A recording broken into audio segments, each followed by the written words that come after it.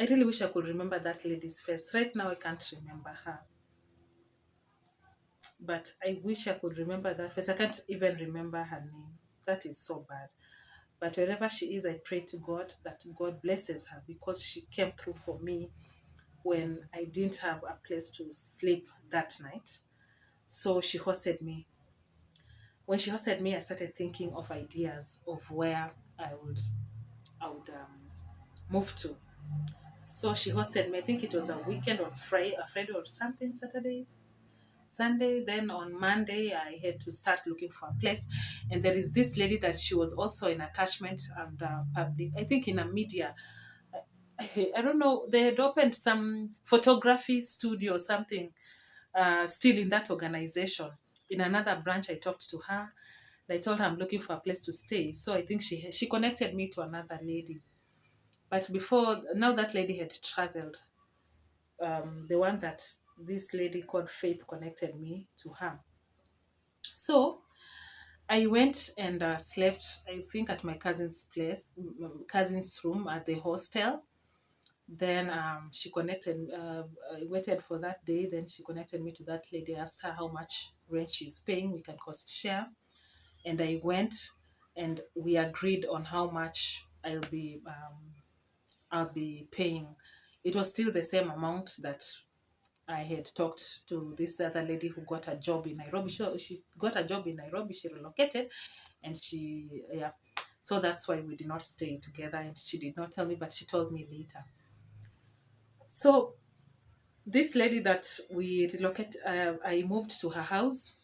It was just not far from where I stayed. I went. It was a single room.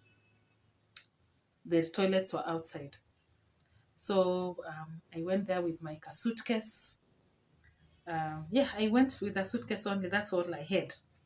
So I went and slept there. Then we didn't have a cooker. I had a cooker, but in campus, I had a cooker my dad had bought for me, but I left it at home. Now that I was staying at my aunt's place, I didn't need it. So at this lady's place, we used to cook using a stove. So we'll buy paraffin and cook using a stove. It's okay. I wanted just to have a place to sleep, go for attachment, for that internship yeah, because I knew it was just temporary. Now, I think after a week, we were just fine. Um, and I really appreciated she agreed to stay with me. So during that stay, I remember some funny behaviors. I started realizing some funny behaviors like, you know, I don't know, now that we were roommates. Yeah, we were roommates. In campus I had a roommate, but everybody, kila mtu alijipikia, kila mtu na gasi yake hivyo hivyo, juu hawataki mambo mingi, which was good. And till to date, we are still friends. So everybody alikuanga kwa space yake. And I've learned, even if we were young, very young with my roommate when we made that decision, and that lady we stayed with us since first year, hatukuwa iko sana. And because of that, boundaries. And to date, I've learned boundaries are very, very important. Personal space is very, very important. Yeah. Now, my roommate now, during my internship, now that I was introduced with, we were using a stove. There was, mind you, I gave her the money. My dad sent me the money for rent. I paid my part. And I not yet bought shopping, but there was peanut butter, some few stuff there. Yeah, we would use together. Of course, I knew at some point I would have to buy. You know, you cannot stay at someone's place and you don't buy anything. So I remember there was a day that I used peanut and I applied on my bread. And she was like, huh, your butter ni expensive. Usikuwa unatumia peanut butter yangu. And I was like, it's okay. Yeah, it's a house. And she has a right to speak up.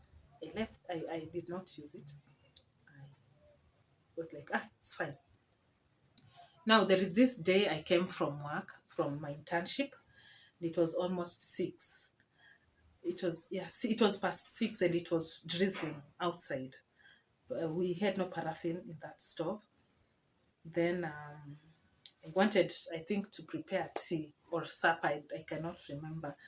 But she was like, we don't have paraffin. So like, no paraffin. I said, yeah. I said, let me go and buy. So I went and it was raining and I went and bought paraffin and I came and I refilled in that stove. But when I turned, I think I was returning the umbrella. I saw there was paraffin. There was paraffin there. I don't know. And I started feeling like, wow, who you? You know, even if you've not stayed for long, you can start seeing the red lights. You can start judging who tutapelekana mapana.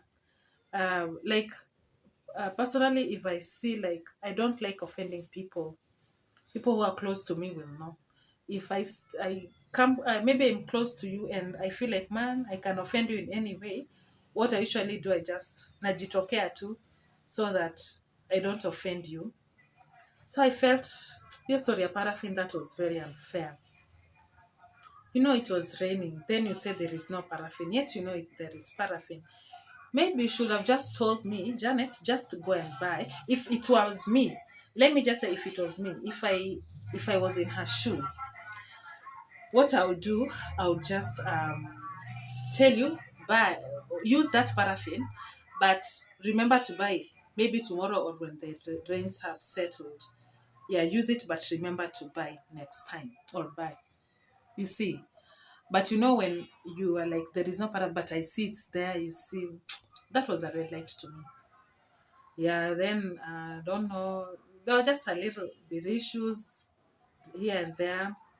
I might have put her in some trouble. I didn't know. I went to fetch water and I think I had my night dress and my lace on, and apparently the landlady had sons and things like that. So I told me, yeah, they're your guest. Tell her to be dressing well. That one I didn't take it the wrong way because it's true. Yeah. So I just felt like, no, I wasn't comfortable there. You know how you're being treated. I was like, maybe I just look for another place. Refugee manenoza. Maybe I should just look for another place. So what I did, I called my brother, my elder brother, Dennis. Thank you so much. He came through. He came. I texted him. I told him, I'm not comfortable here. My brother and I, we share so much. When we lost our mom, we were the only people who we this our siblings. We were at least at let me say at an age where we could know what was happening. And like my younger sisters, my younger bro, he was left when he was 6 years. He was in class 1. So my brother, my elder brother, and I, we have a relationship where we talk. Like if I'm in trouble, even right now, if I want him to back me up with something and I don't want to tell anybody else, I talk to him. I tell him, hey, hapa kumeniumania na hivi na hivi na hivi, and he comes through for me. And if I've never, and I usually tell him, may God open his ways, like I usually pray for him. Yeah, so hey, my bro, tumetoana mbali. I had not thought about it, but yeah, I texted him. I told him everything, and I didn't have the money by then. And he told me, "Can you look for another place to stay?" And I said, "Wacha nijipange." He came, visited me, and we talked. And this lady, I really thank her because hosting somebody else in your house, not everybody would accept that. So this lady, I really thank her for that. So I went to attachment to my job the following week. Manze, mashida zinaniandama, lakini mimi sikai mashida. I was dressed and talking in my heels, lakini msichana, I was going through hell. Not hell, like some little trouble. So what saved me during my attachment is this: the little pocket money that my dad was sending me, I would save because, and fortunately, this college provided transport for students. Now, the bus will pass like 7:30, so I make sure by 7:45 or 7:30 I'm there. So I bought the bus to school and back. So mambo ya fare, zero. So for me, it's just to worry about rent and shopping. That's all. Now, I went to school. I started asking around now if someone can help me. I spotted a nice lady. She had kids there. I talked to her. Man, I don't have a place to stay. Can you host me for a few months? After that, I just host me until my internship is over. Then I'll see what I can do. Then she was like, now, how is the arrangement? I said, even I can lie on the seat. There is no problem. I'll sleep on that seat. There is no problem. She was like, it's okay. Now, she accepted me in. She hosted me. Then she accepted. Then we talked about the of which you cannot stay at someone's place and you don't um, like you just stay there. So of course that same money that I had agreed, I knew my dad would send. I told her I'd be contributing this amount of money, and she was kind enough. She said it's okay. Actually, that place I'm the one who looked. She was looking for a one bedroom house at an affordable price at that place. It was called Mwanzo. It is a place where in Eldoret it was very affordable, and we got that place. So she hosted me. She agreed, and I was like, it's okay. The mistake that I did, I texted that lady like, oh, I've left and all that. I didn't tell her the reason. Yeah, I was just uncomfortable. She didn't have a problem, so I just left but I left her a message.